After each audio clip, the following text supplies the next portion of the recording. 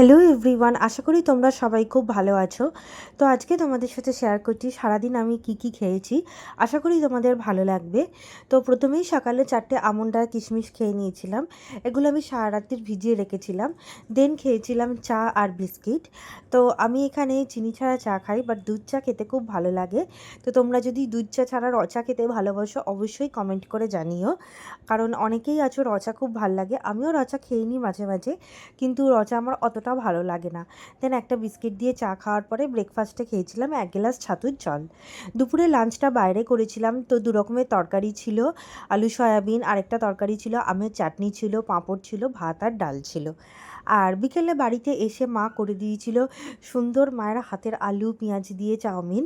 তো অনেক দিন পর এই চাউমিনটা খেলাম, আর এটা আমি ছোটোবেলায় খুব খেতাম।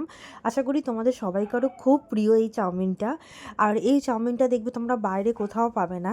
বাইরে যে স্ট্রিট চাউমিন যেগুলো হয় সেগুলো একটা অন্যরকম হয়, কিন্তু ছোটোবেলায় আমরা যে টিফিনে এরকম চাউমিনগুলো নিয়ে যেতাম বা বাড়িতে খেতাম, এটা আমার একটা নস্টালজিয়া হিট হয়েছে, খুব ভালো লেগেছে চাউমিনটা।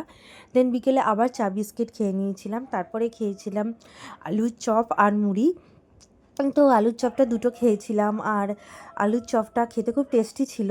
আর এটা খাওয়া উচিত নয় তাও খেয়েছিলাম, তো এটা আনহেলদি খুবই, কিন্তু মাঝে মাঝে তো খাওয়াই যায়।